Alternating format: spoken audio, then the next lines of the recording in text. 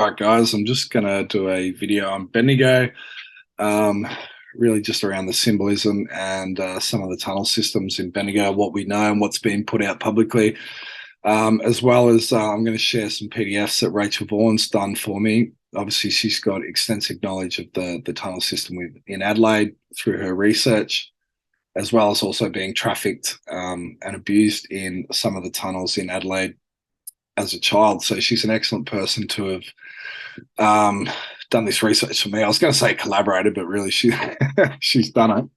And I guess I can just add my own spin onto what I know from living there and local knowledge. Bendigo is an interesting place. It's not built on any water, as most towns are. It's built on a gold reef, obviously. It was very, I think it was one of the richest towns in the world during the gold rush of the 1850s and so on. But it's quite an interesting, energetic place that is built on a gold reef, which is on the quartz reef, really, that runs north to south. But yeah, like symbolically, it's a very, very interesting and old city, and the architecture is beautiful and amazing, and also, shows a lot of the dark occult sort of stuff too. I won't go into the Tartarian stuff; people can make up their own mind. But just really want to share some of the symbology of the buildings and the tunnel system. So first, I'd just like to thank Rachel for doing this stuff. For me, she's got a very keen eye. She's got an amazing eye for detail, and also good knowledge of the occult as well too, to point out stuff that I wouldn't have found. So thanks, Rachel, for doing that. For me, it was quite a long time ago now. I've got a lot of, I've got so much information here that I'm just going to get on with it, because I will have to do this in multiple part videos because there is a lot here, but I just want to start this off, get the ball rolling and share what I've got. So I'll go through, where are we? Hopefully this works. Okay. All right, get this one up. Hopefully people can see that. Right, here we go. So people can see. I might just zoom in there if I can. Now, hopefully there's nothing in here Rachel's put that I shouldn't show, but yeah, obviously this was done quite a while ago. Rachel said this is a bit of the research I've done so far, searching for stormwater maps from Bendigo, but haven't had much luck. It was a friend that showed me how to find all the pertinent so you say it, maps in South Australia, but she's since blah, blah, blah. So anyway, I just want to go into, Rachel sent this topographic map, just really interesting symbolically straight away. Now, this is a street right in the middle of town. So if you see this loop, this is called, it runs off McIver Highway. So the Freemason building is just over here. And this is through the middle of town, and it's called Littleton Terrace. Now, I know through listening to Jordan Maxwell for a number of years that he mentions towns that end in the name Ton. I've also heard Jay Parker, a satanic ritual abuse survivor in America, mention this before as well, about Ton, the cult of a Ton.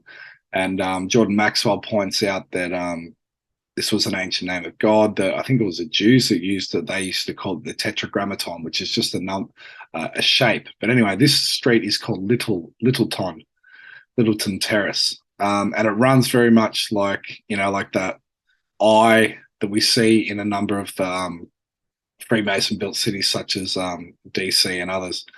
So here you got, that's Bendigo Creek, their own street there, Hargraves Mall.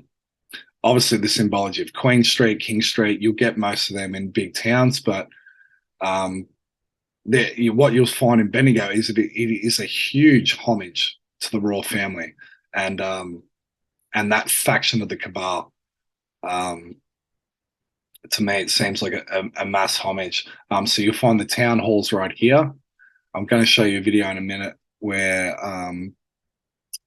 the town library, which is here. Sorry, not town, the post office, which I'm going to show you that there's a tunnel system that runs into here. And I'm going to show you another video in a minute of St. Andrew's Place, where the council building is. There's another tunnel system in there. And a lot like Rachel's been mentioning too, that they've reconvened some of these houses in Adelaide, and they're starting to buy these houses up and stuff connected to the tunnel system. We've had a huge development here on the council building. The library was redone up. The town hall was done up a few years ago. The TAFE centre's right here that runs along Mundy Street. That's where I ran into Dan Andrews. That's all been redone. So there's been a huge development, as well as the law courts just over here has all been redone.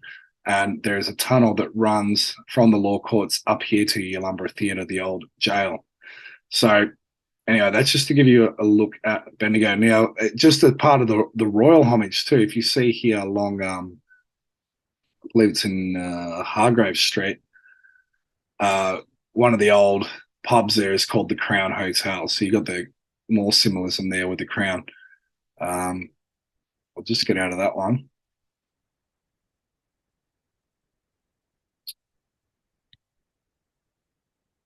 Here we go. So this is the video of I'm not sure if I'll play the whole lot, but this is at the Bendigo Post Office right there that runs off the back of Littleton Terrace. I'm Peter Randall, and I worked with...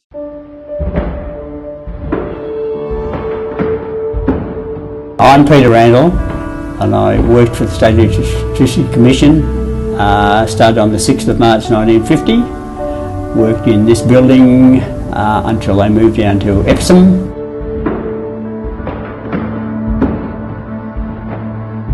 My understanding is that when this building was built around about 1941, that the basement was an air raid shelter, and during the Second World War, if the idea was if the building was bombed and they couldn't get out of the building, they used this escape tunnel, which is down right in the bowels of the building.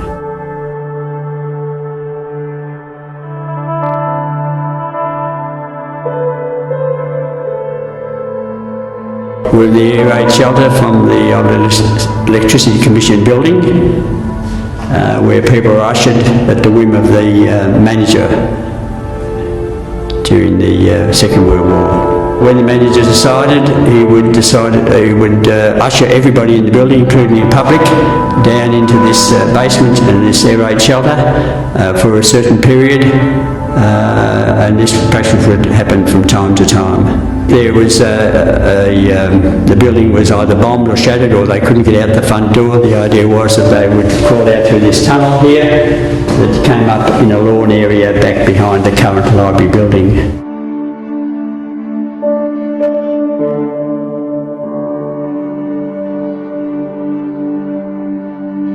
They would crawl through, and it came up into a parkland just at the back of the building, some distance away from the building. I know about where the library is now. Look, I really don't know. I never ever saw where it was because it was a lawn area, and I never ever saw where the escape hatch was. But I would imagine, allowing for the building to crumble, it would have been some distance from the actual structure. To my knowledge, it was never ever used, and I don't know of anybody that even ever crawled up the tunnel. It was a very wet year when they were building that previous library, very wet year, and for some reason or other, when they discovered the exit to it, I'm assuming the builders thought it was a drain, and all the water is directed into the drain, and which came down the tunnel and flooded the basement, the air raid shelter and the basement area, which was a storage room then for old SEC paperwork, which they had to retain, people's bills and so on. They had to retain them for a certain number of years, and there was anything between 2, perhaps 3 foot of water in the basement for some time. The old building that was here was pulled down, the old market building, and there was quite a bit of correspondence, I think, and pressure on the council who owned the old market building, and the SEC wanted to acquire it to have a city office. And the old market building was pulled down. All those people that had businesses in that building, including my father and my grandfather, I don't think they were compensated in any way.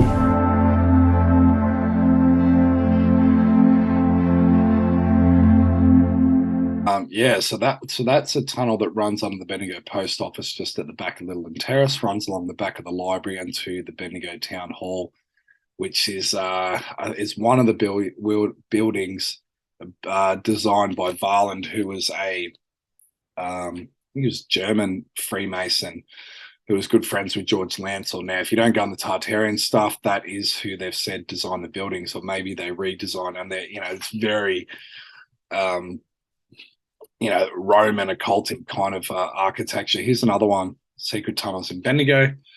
So this is Fortuna Villa that was owned by George Lancel, who was he was one of the richest men in the world at the time.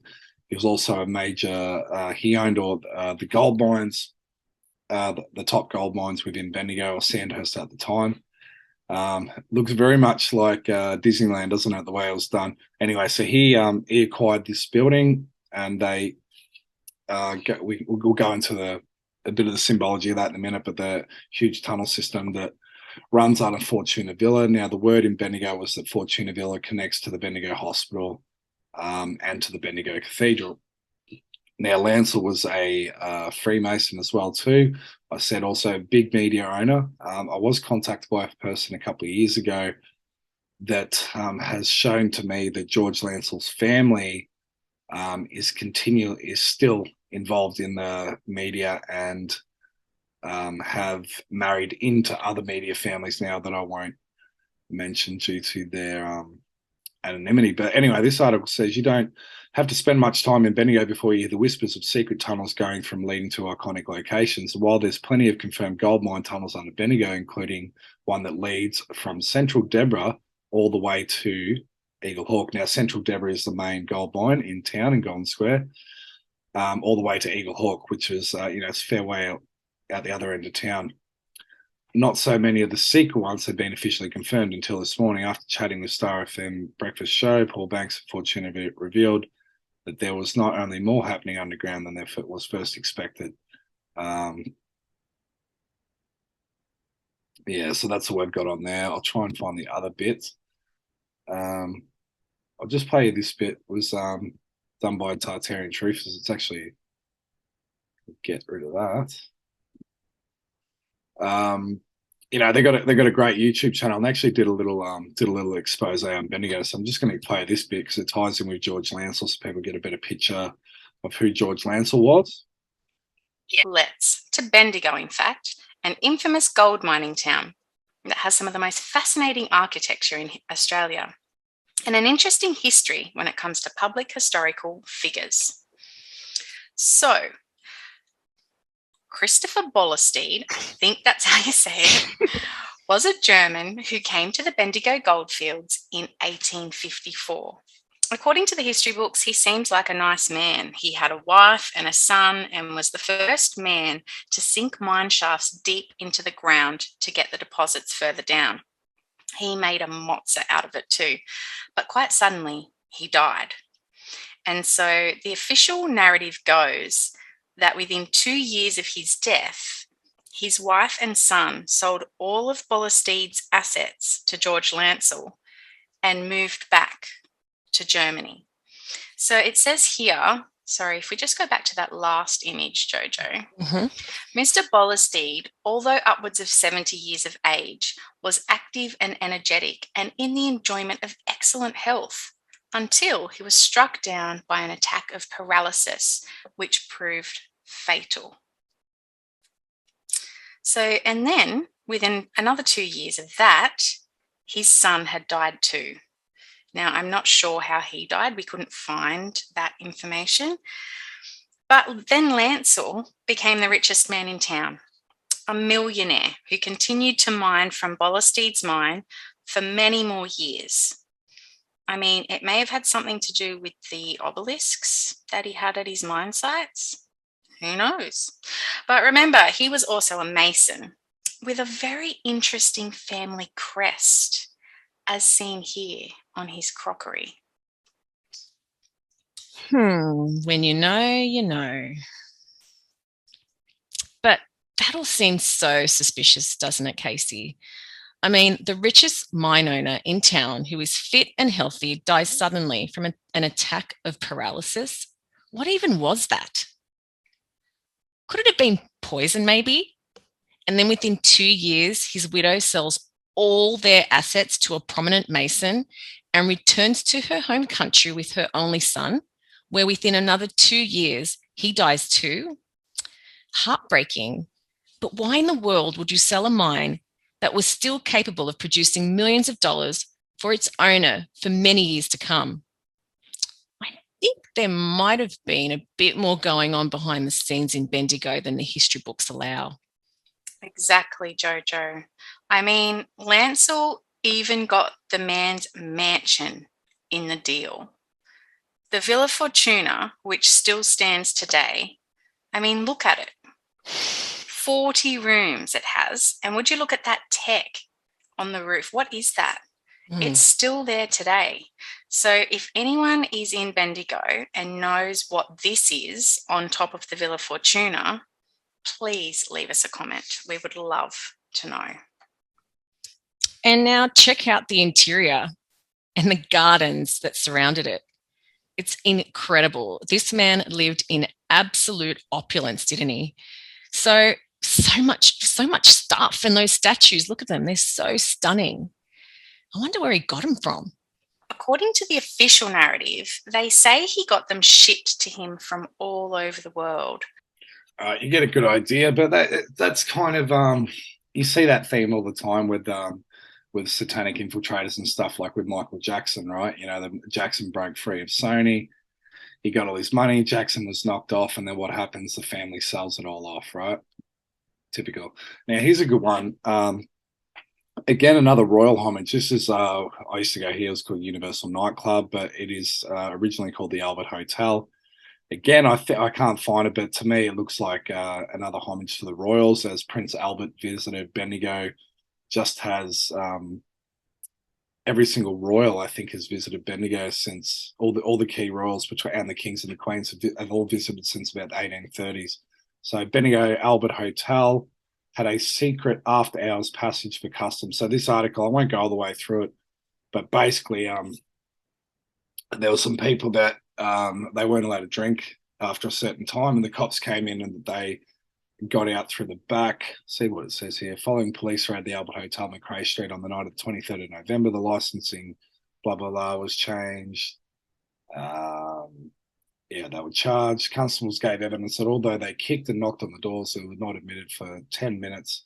2 men of whom they said were having arrest were found hiding under the table. The other was found in the wardrobe, while 2 others were found on the roof. A secret passage leading to the hotel premises to the Ramblers Club was also found, a doorway 4 feet by 2 feet having been cut from the back lavatory. 5 men were found on the premises, were fined £2.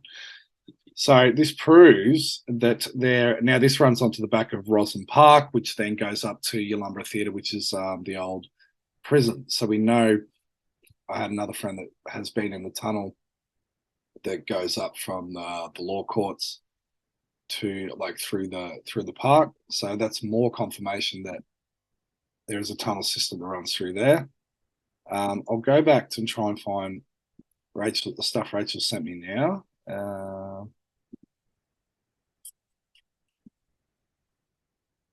Fucking pain in the ass trying to do this shit, I swear. Okay, hang on. Bendigo. This is the other side of the Bendigo law courts. You notice that you got the Bendigo Creek that runs along there. Palm tree, palm tree, palm tree. Statue of King George, more homage to the royal family. And then on the corner here, beyond that statue, is the Albert Hotel and the Black Swan Hotel.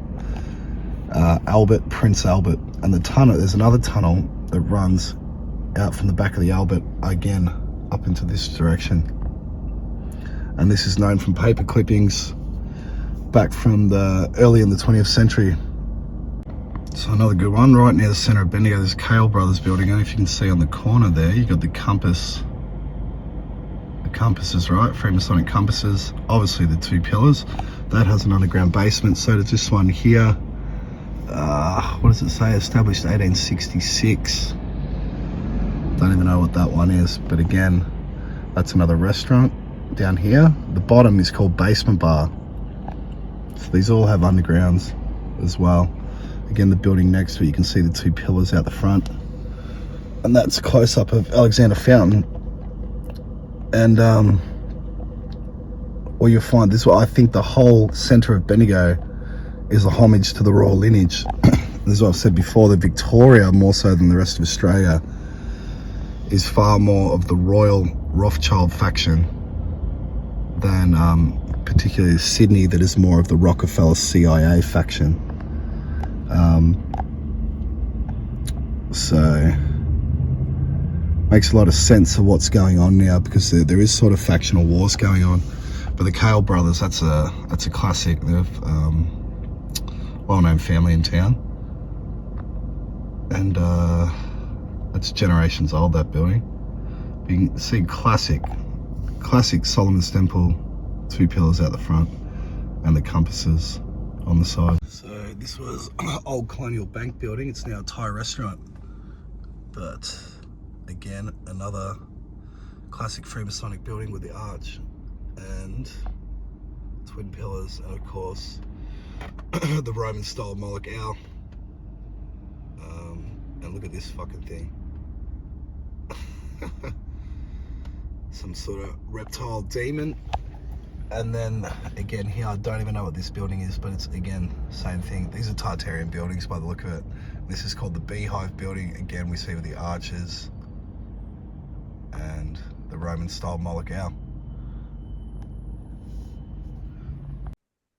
The above topographical map, Rachel said, the post office with the tunnel is fairly close to the dotted lines, which would be here, here, which may indicate an easement tunnel between Littleton Terrace and Hargrave Street. The red square is approximately a location to the post office. Post office with the tunnel is a link at the top page, which I just showed before. Sorry, my eyes are just giving out a bit now. The dotted lines of the above map are of interest. These dotted lines on the maps in SA commentaries indicate underground tunnels. They seem to have a lot to do with the Bendigo CBD. They also appear to go under the major thoroughfares. However, you could also indicate walkways or above ground easements, an indication by Oscar's walk between High Street and Bath Lane. Although note that the Oscar's walk is highlighted in blue and therefore differentiated from the other dotted line on the map. The dotted lines also appear as red in other applications in the top of the map. So that's like one of these little laneways, kind of like they've got in Melbourne. This could be consideration a big stretch. You do like to make big stretches, Rachel, but your hunch is usually right. But to me, the streetscape reminds me of an eye. We pointed that out before. Sorry about this. Why is it doing that? I'm going to have to go down. It's playing up.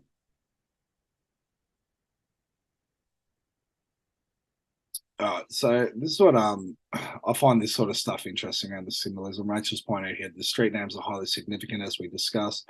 I've highlighted the street names that you would consider to be of interest in the Bendigo area: Queen Street, King, Royal, Littleton, Bull, and Kennedy. Now, obviously, I mentioned the Ton before, the cult of a Ton.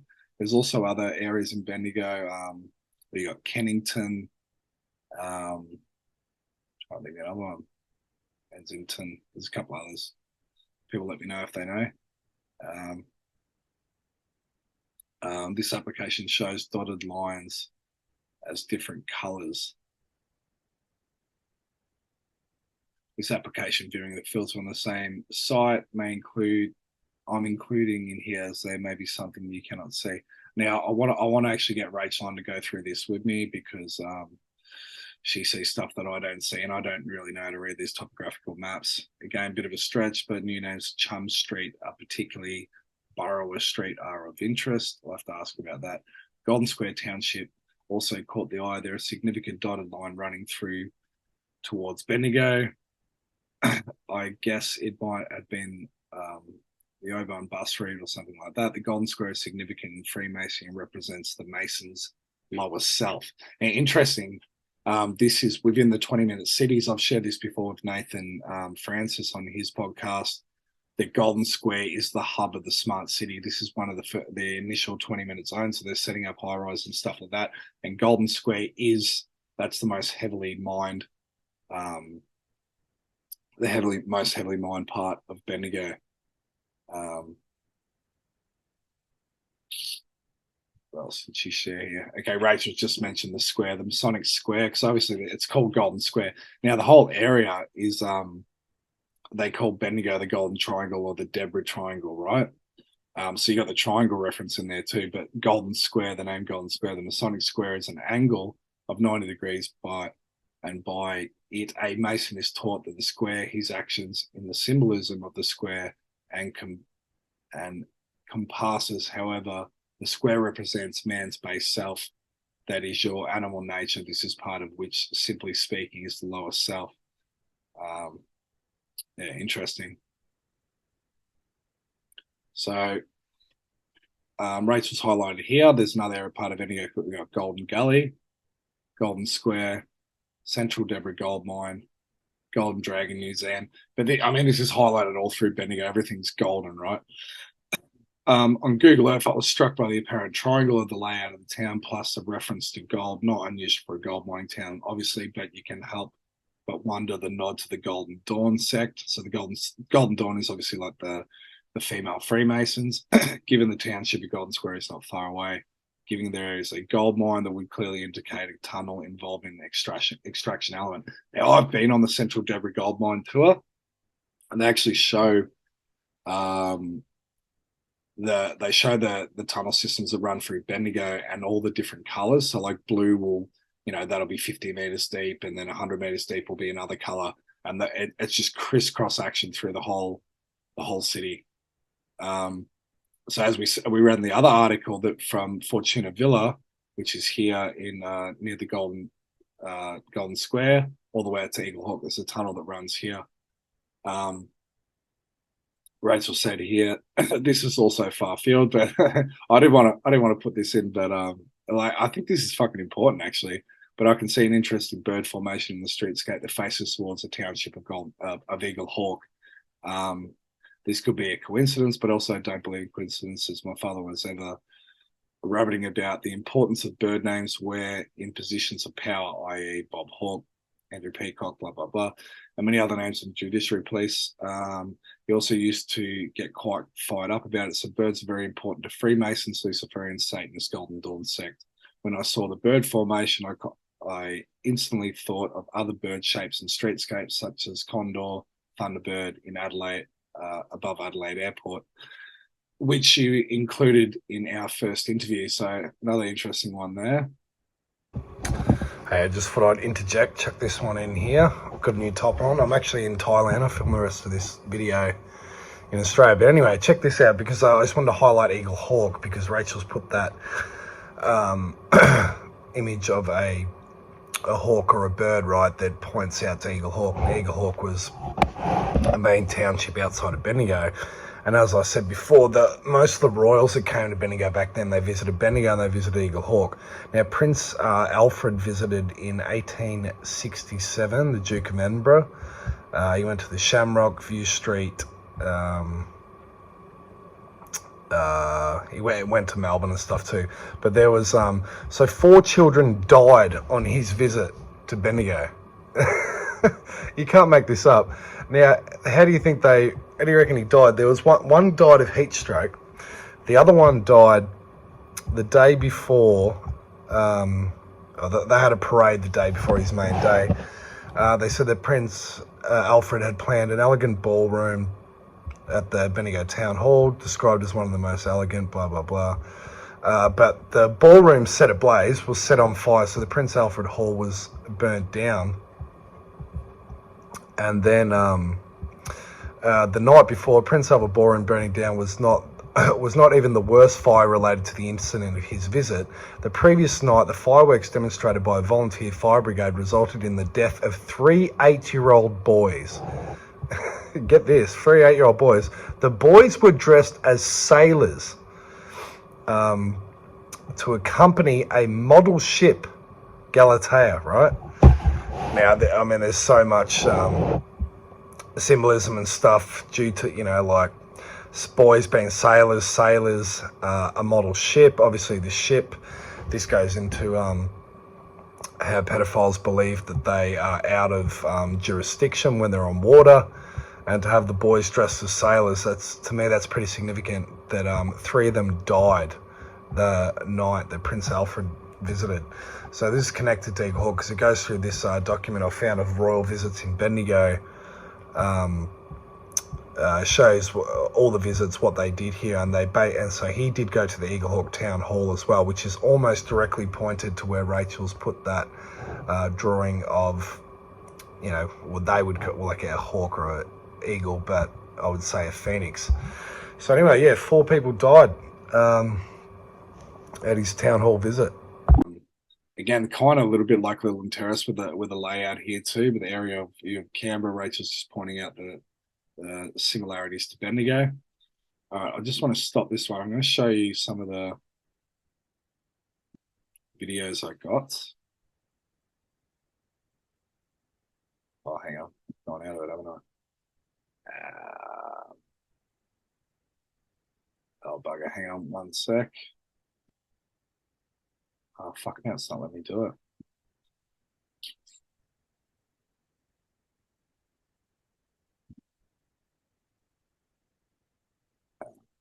Hang on one second. All right, got it up. So I'm just going to share this video. This is a Bendigo council building that's been redone. It's gone way over budget. And a lot of these developments were happening around the time of COVID. I know people that are working on this site, and apparently they've had to redo it. They're putting a whole new government facility here. It's right at the back of the Bendigo Town Hall, which is where that tunnel system runs from the post office, not far. It's along St Andrew's Place. So I was able to get some footage here of when they were in the early stages of digging up. They've almost finished it now, but I was told by people that are working on site that they were finding lots of different tunnel systems, guns, all sorts of old replicas, and there was an old pub there at some point. So hopefully people can hear or at least see this.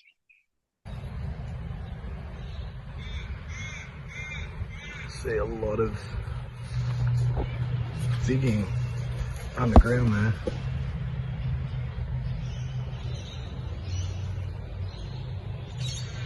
Over there, can't quite get it, but you can see.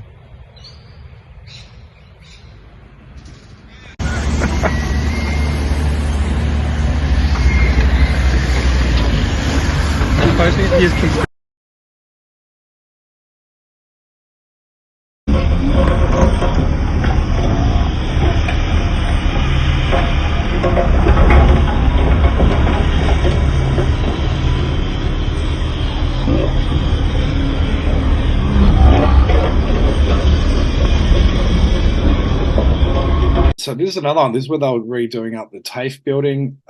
This goes across the road from the Bendigo Law Courts as well. So this was all dug heavily underground as well. I'll just play this video in case people might find interesting. So it's like the Anglican Church owns that building. I used to work there. That's been pulled down. It's the old pub and stuff being pulled down. That is one of the first oldest buildings in Bendigo over there. That's one Villand, the Freemason dude, designed. But this was a TAFE building, and it's going to be the new law courts. Look how deep they've dug down. And the actual law courts are just over that way. And have a look. We got fucking palm tree. I've never even noticed that one before. Big palm tree there, and that goes into the park, where I know there's a tunnel from the park that goes up to the prison just over that way. And there's a big palm tree in the park there, if you can see as well. All right, yeah, sorry. So with the palm tree too, Rachel's kind of mentioned this before. I don't want to go into it too much, but it's just it's an important symbology. I looked up before, palm meaning like eternal life and the essence of youth and all that sort of stuff. And the symbol of the palm tree is obviously the symbol of Epstein's Island.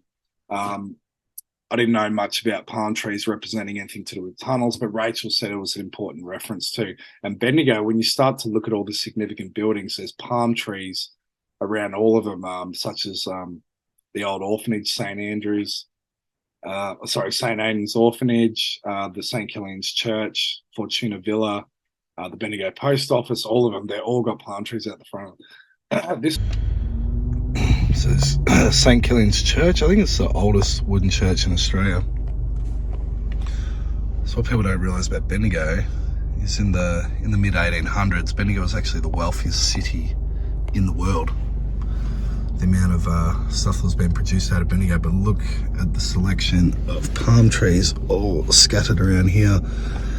That's actually my old school in there, St. Killian's School, but this is the Sandhurst Diocese, owned by Sandhurst Diocese, where the priests would live, their quarters. I think they now are over here, because this is all owned by the Catholic Church as well. Sandhurst Diocese here, and the Catholic Education Centre. So look at all the markers, but also important to note, if you look at the back of here, there is another palm tree that marks right out the back of the Bendigo Creek over that side, and that is where the funeral parlour is. I'm not sure if it's still called Mole Queen's, but that is one of the probably the biggest funeral director in Bendigo. This was just up the road from me, on some private property. It's been abandoned for a long time. You can see like it's almost like a fire or kiln or something here, and it's like there's a tunnel that's been filled in.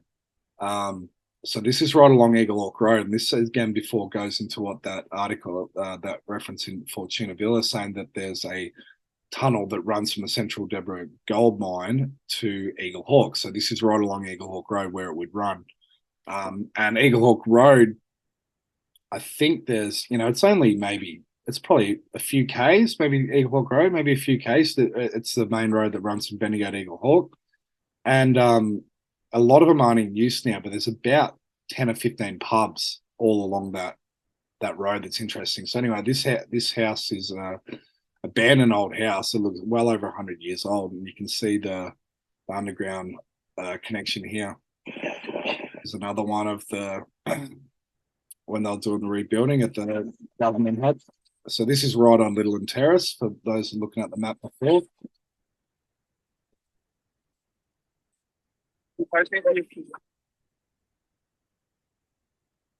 That's another photo of the tunnel there. I think I've shown that one. So that these were the old the grass was like right up to here before, so they had to dig all the way down to get to these. You can see these old brick walls and stuff like that, and tunnel entrances from the old structures. There's another one.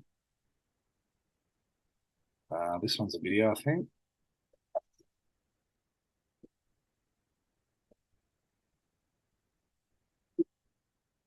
That's just the same one, isn't it?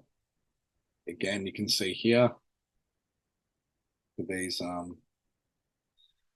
brick walls and stuff. Now, this was well underground. There would have been at least a couple of meters of dirt, and then this was originally just like a grass sort of parked area over the old council building.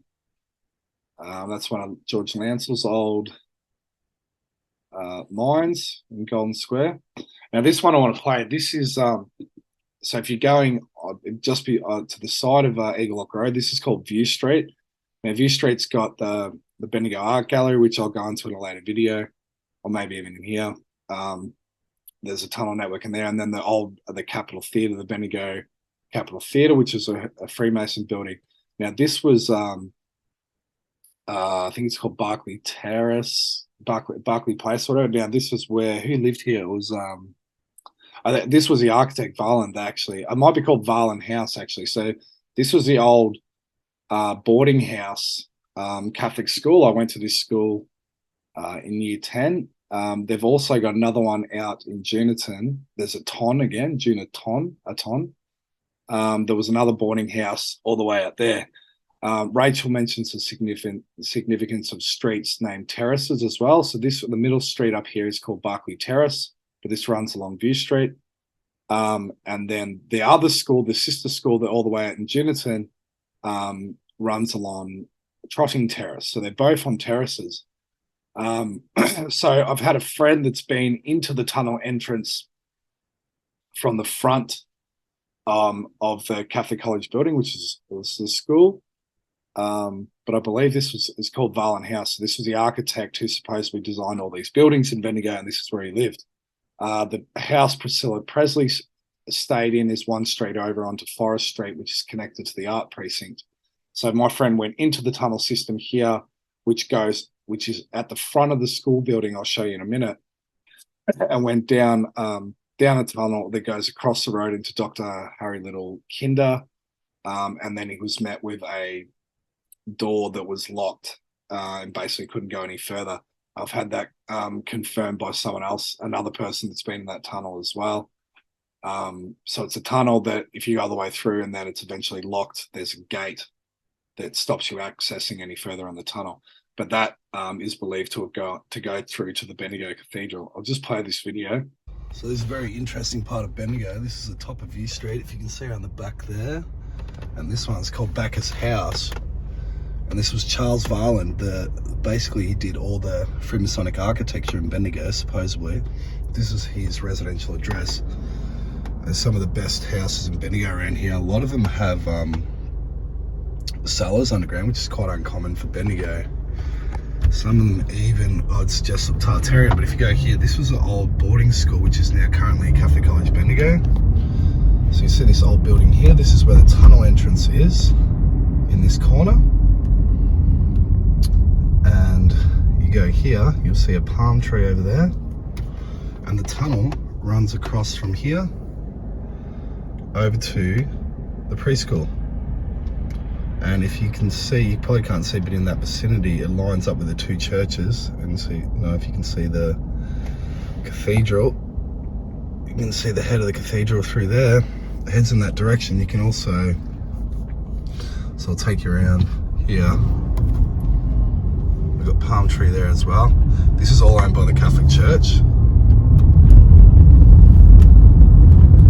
So this is my old school, which was called Barclay Street. Now it's called Coolock now, but that street there is called Barclay Terrace that runs up the school. And that's the old chapel around the back. You can see, you probably can't really see, but it's got the Moloch Roman style pillars. And again, palm tree at the roundabout. There's another palm tree down the back roundabout that way. I don't know if that's another marker, but this will give you a better vantage point. So it's called Catherine McCauley School now. It was Catholic College when I was there, but so this is the entrance point of the tunnel from here, from the corner of that building, and it runs out this way to Dr. Harry Little Preschool. What do we see again there? Another palm tree. Just put this one on. So this is the George Lancel statue. Obviously I spoke about the Bendigo Town Hall before, but this is a Bendigo War Memorial. Again, like just a I've spoken about the representation of what the War Memorial is, and that too, symbolizing death through, we've got the domed top, which is the woman, and the ark, which is entering the woman. Okay, so this is Bendigo War Memorial, right near the middle of town. There's another old bank here. You can only just see the tip of it there, which is another Freemasonic building. There's two next to each other, both Freemasonic buildings. But if you look at this one, it's the same as the Vatican, DC, and a lot of Australian towns will have smaller replicas of this everywhere, where you'll see the phallic symbol, Osiris, right? That is the masculine, and you have the dome, which is the same as in DC, where you've got the monument and the White House. And the dome represents the woman, and this is why when the priest walks through the church, this is how they're using sex energy, creation energy, to hijack our reality. Because when the priest walks through, he's the phallic entering the woman when the priest walks through. So you can see the arch there and the dome. That is the woman. That is the man, the phallic. And these are everywhere all around Australia. And what does it represent? So we've chosen the symbol of creation energy, of life and creation and abundance. And what have they turned it into? A symbol of war and death. So you get, you'll see here is also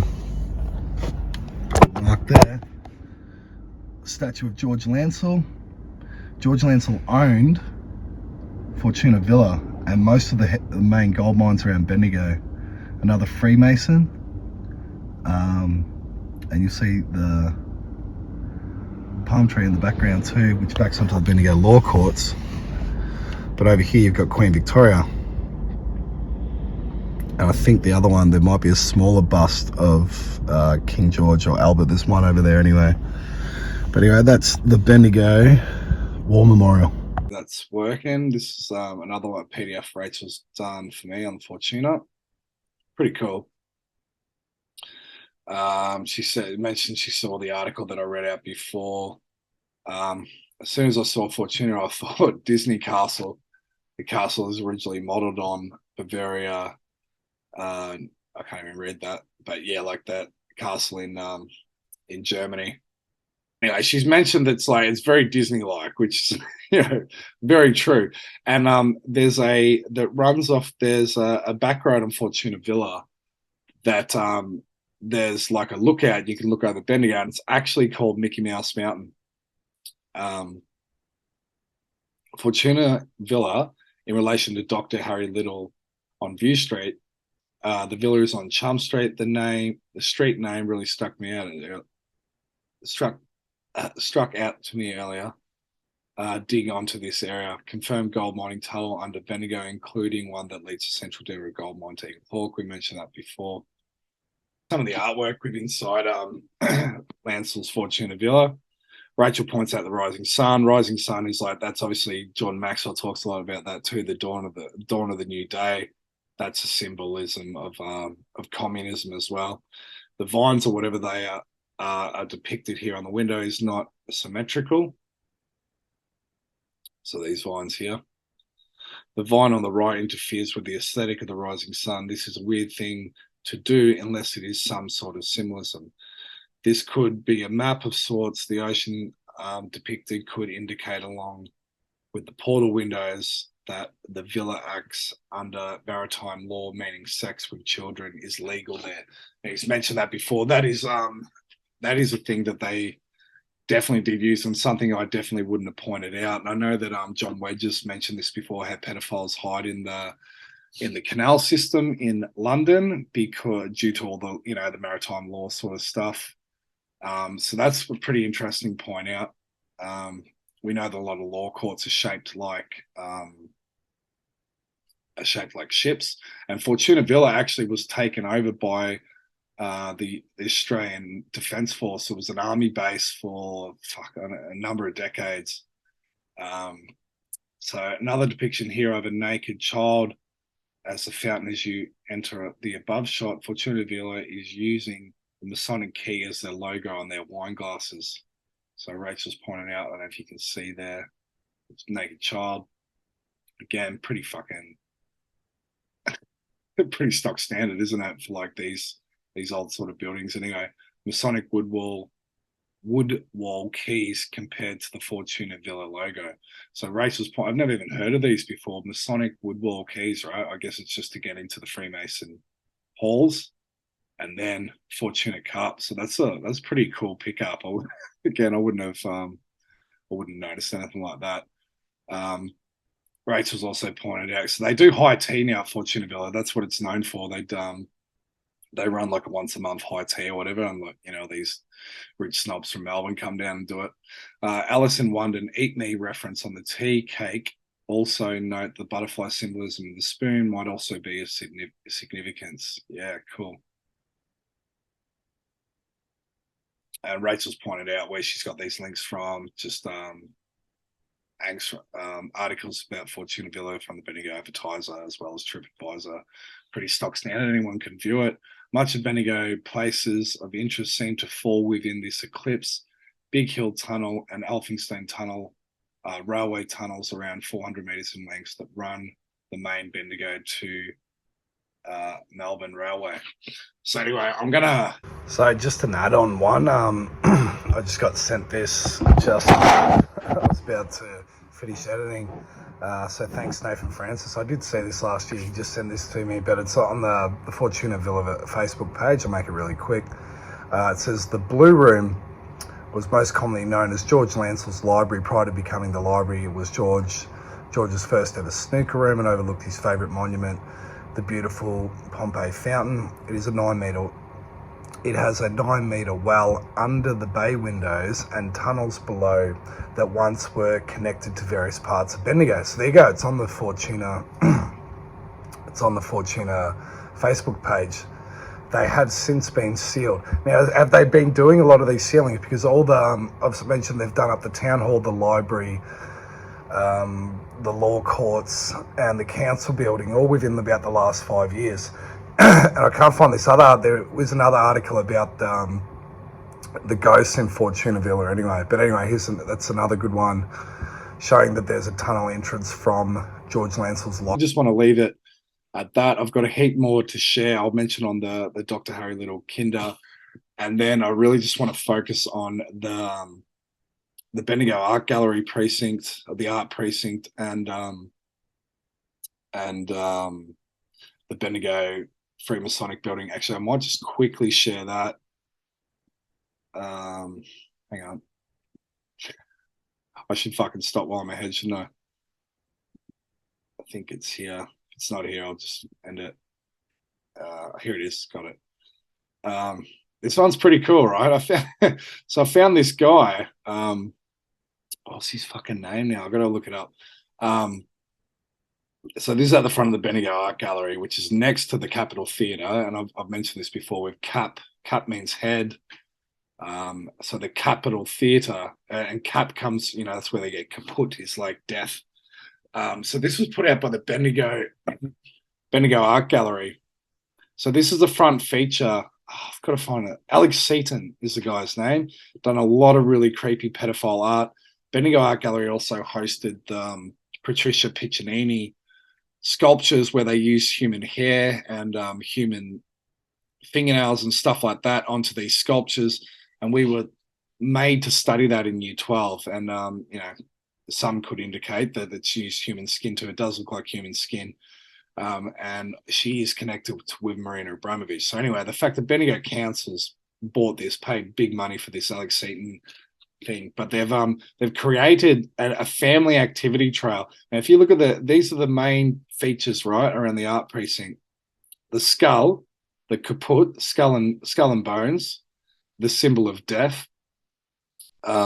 Then you go to the Capitol Theatre, the Capitoline, which is the theatre, the Temple of Saturn, because Capitol comes from the Capitoline Hill of Rome, which was the Temple of Rome in the city of Rome, which was called Saturnalia. So you've got the reference there to death, then to the Capitol Theatre, which was built as Masonic Hall.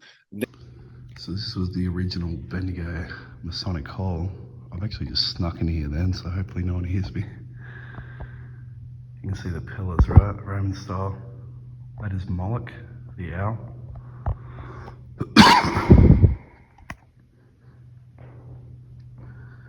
See the compass, 5-pointed star.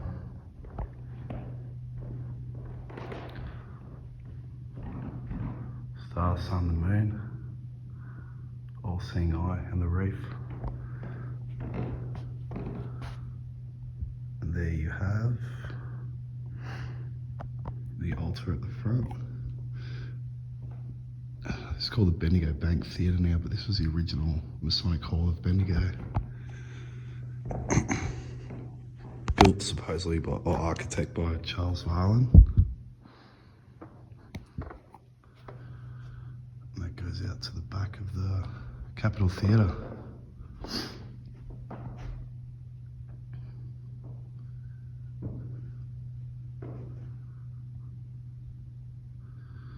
Imagine how much shit's going on in here. So it's not used as a Masonic Hall anymore, apparently. But check this out too. So you can see all the symbols there. You got the Masonic compass there, two pillars.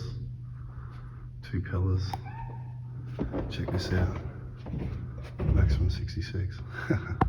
Then you go to the White Rabbit. There's a sculpture of a white rabbit around the back. Again, you know, we've got the adrenochrome reference, and also, you know, White Rabbit is all about, you know, digging in. And then we've got, they've got the fucking pedophile bear.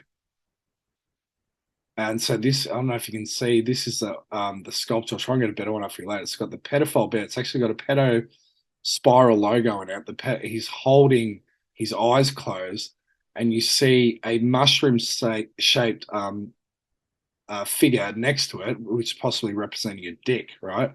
So this is behind the back of the Bendigo Capitol Theatre, the old Freemasonic building. That's the Poppet Head. Used obviously for gold money. Again, marked with another palm tree, a line of palm trees. Here you've got this sick pedo bear, right, with the eyes covered, right at the back of the art gallery.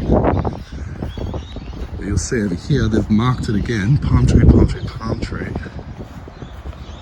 White rabbit.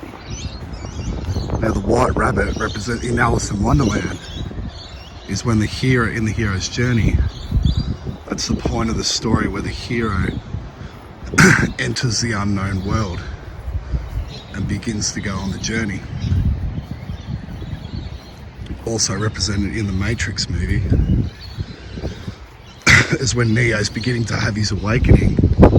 He follows the white rabbit. So this is right at the back of the Bendigo Art Gallery, right? And then you got the white rabbit here. Now this is put out by the Bendigo Art Gallery as a family activity. So I just wanted to share that one. Pretty crazy. Go look at some of Alex Seaton's work, if you want to call it work, but it's pretty fucking it's pretty disgusting. But yeah, so the Bendigo Art Gallery too has just got I think it's like a $48 million upgrade, and you know, they've put on a lot of big shows. And Priscilla Presley actually visited. She visited there last year and stayed at another one of the mansions in Forest Street. But anyway, I'll end it there before I fucking ramble on. I just wanted to put this one out there as a starter, and I might possibly do a bit of a series because I've got so much more. I need to be a bit more organized, but just on the occult symbolism of Bendigo. But I really want to just look at the Capitol Theatre and the art precinct in the next building. All right, so hopefully that went through visually and people could hear and see it, but I'll leave it there, and hopefully the next one's not too long.